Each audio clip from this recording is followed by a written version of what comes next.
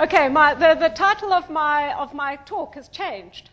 As you refer to the book, I put something in about, we're all in this together. And then when I was making my presentation, this is our sort of template for the Western Cape government. And I saw on our logo is something that we have a lot of jokes about, but actually it's something that we really like. We often say, oh, it's a bit cheesy, but actually it's great. We love the better together bit. And so I thought, well, that's actually what I'm trying to say in this presentation is better together. So that's just a bit of, housekeeping. Sorry, I'm not good with these things, so I'll just disappear every now and again. So just about responding to climate change, there's no lack of sort of directives from, particularly from a national perspective. We've gone through quite a lot of these today, so these are just some examples of the National Climate Change Response Policy and our Western Cape response strategy and the Let's Respond toolkit, and we've got a green economy framework, and we've got the NDP and sort of Water Act and Disaster Management Act and all those things. So actually there's a lot to implement, but how do we do it? That's kind of where I'm going to with my talk, and because I have to be quick, I'm going to be very quick. Yeah.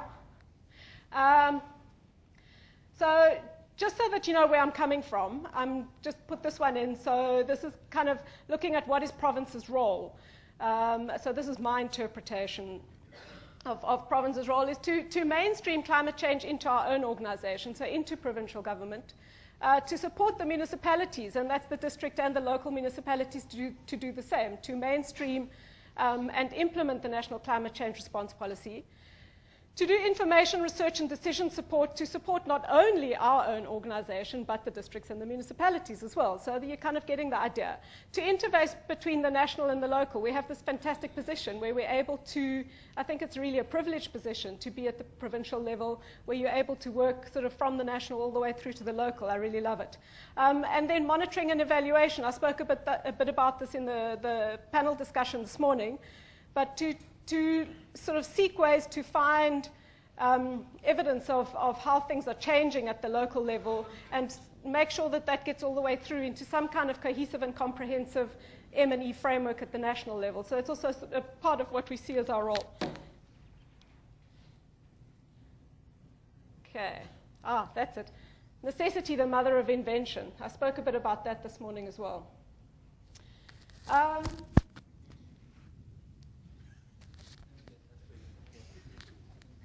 not doing very well with all these things. Put it close to the podium. Thank you very much. So mainstreaming climate change I'm not going to go through all the things. I'm just going to talk to this slide a bit because this speaks a bit about the work that we do. Into the Western Cape government, we've got the response strategy, which is for the province. There's some sector plans, which either are existing or we're developing. Integrating climate change into existing structure, strategies, plans, frameworks. So this is about starting this conversation about partnering. So how are we partnering? So integrating climate change into existing structure, strategies, plans, frameworks. So to work across your organization, and this will be the same for wherever you're working, to get onto those steering committees, to be in a position where you actually can contribute, where new plans or frameworks and so on are developed to ensure that climate change is adequately reflected in those. The one thing that I really wanted to mention here about the provincial picture is that we're very fortunate to have these provincial strategic objectives. Yes, it's great to have objectives, but it's the structure that these objectives take that is so fortunate. There's 12 of them, and what it is that we have under each one of those 12 objectives, there's a couple of work groups, and we sit under PSO 7, which is around environmental sustainability broadly, or resource management, and we have an energy work group under there and a climate adaptation work group. And those work groups include external stakeholders, and that's the part that's so nice. So we have government structures that are reporting to government strategic objectives, and we include not only people from other sectors within our tier of government, but also external stakeholders, and quite a few of you here actually sit on those groups.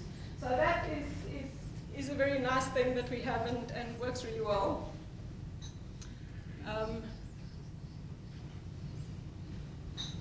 Getting stuck on slide 4. Let me try this one. Yeah. Okay, now I promised to entertain you, so I'm going to entertain you. Now we're going to get to the crux of my talk, which is really about mainstreaming at local and the district level. 2 minutes left. No, continue.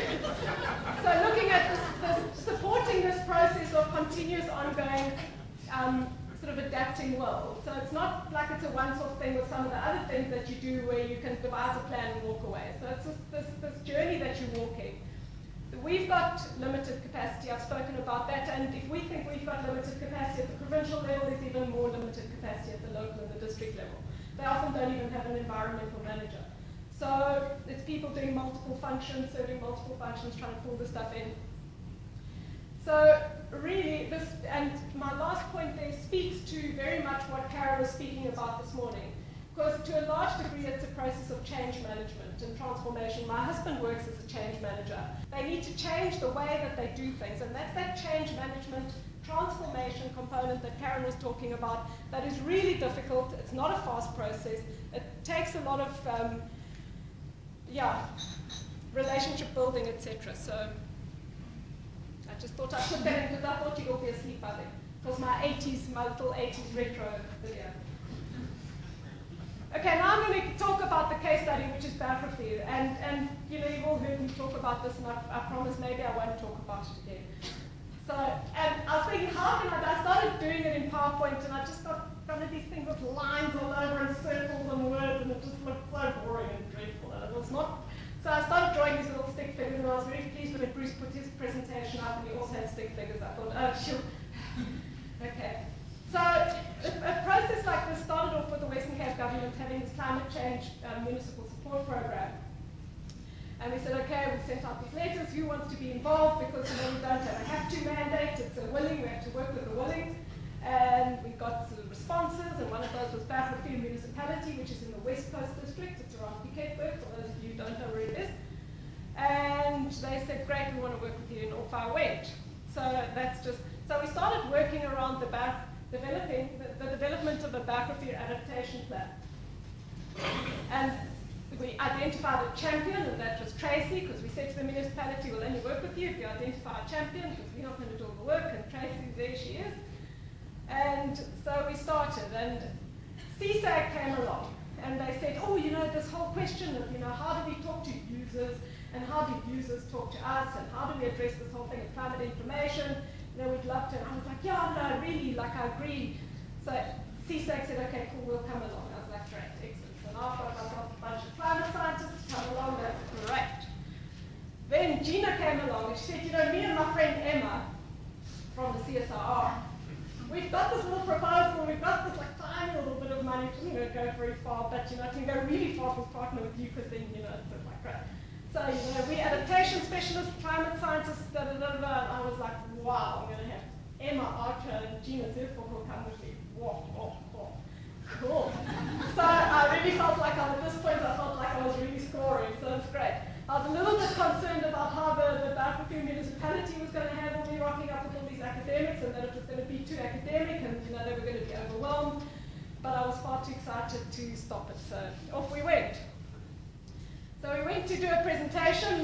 Hussein sitting in the back there came with me, and off we went with the climate scientists, and we did a presentation to the mayor and the councillors to say, okay, this is the process. Are you in? Are you not? Because they'd already said in the letter, yes, they're in, but we just had to make sure.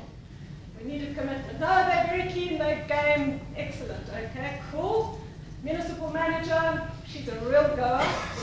So she's in as well. Great. And then we started running these multi-stakeholder workshops. And we had sort of some officials, and we had some local business, and we had the West Coast district officials, and we had tourism, and local, in brackets, Rasta. We had this pile of Rastas rock up for the first workshop. That was really interesting.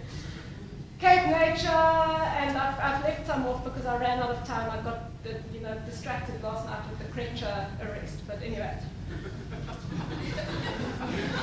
I have great intentions of including everyone, but I was a bit distracted. Then ACDI came along, and Mark said, you know, we've got this, been tasked by UCT to do this transdisciplinary climate and development thing, and we really wanted to apply research, and we'd love to couple it with the climate climate change municipal support program and somewhere that's not too far. Great, pretty cool. You guys are in as well. Okay. So now we're really developing this team, and it's just such a fantastic thing. And so through the ACDI transdisciplinary group, we had access to, and again, this isn't the sort of, be all and end all list, and not everyone is there, but it'll give you an idea of the sort of expertise that we could then access through this transdisciplinary group. And this process around the adaptation plan, so these people became involved in that group. So first of all, we started with this process of developing the climate adaptation plan, a couple of workshops, and went through prioritization and identification of sorry, Karen, the more technical adaptation interventions, but we had to start somewhere. And so, but most of the people in this group became part of the ACDI transdisciplinary group, which didn't want to just be an interdisciplinary, it wanted to be transdisciplinary, had external people in as well. So, and that group went through a separate process, aligned to the adaptation planning process, but a little bit behind it, a separate process of exploring, walking in each other's shoes and looking at the area and what are the needs in the area, etc., etc. Out of that process so far has come 4 fully funded by UCT, by ACDI, thank you, Mark, PhD or MSCs. We're not sure yet at which level which is going to be. They're currently out for advertisement.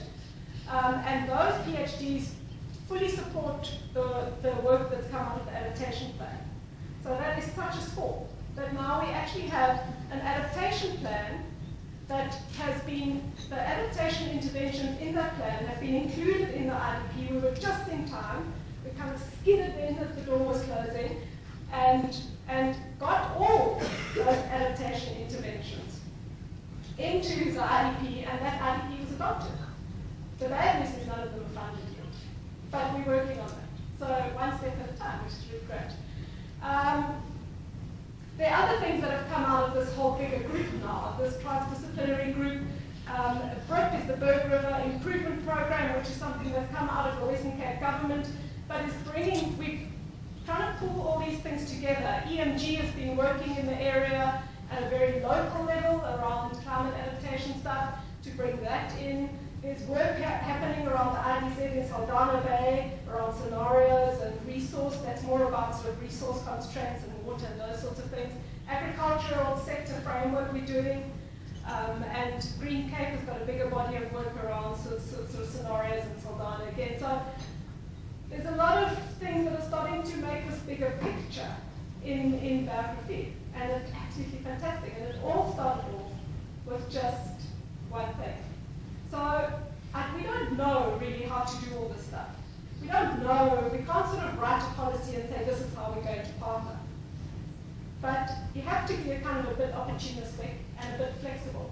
And this is what I mean when I said earlier, that if I had to write this and cast it in stone and say I was going to deliver this by then, I wouldn't be able to have done this. So this is a great example of how we can actually respond and start to build these bigger communities. How are we going to sustain it? I'm not sure. But anyway,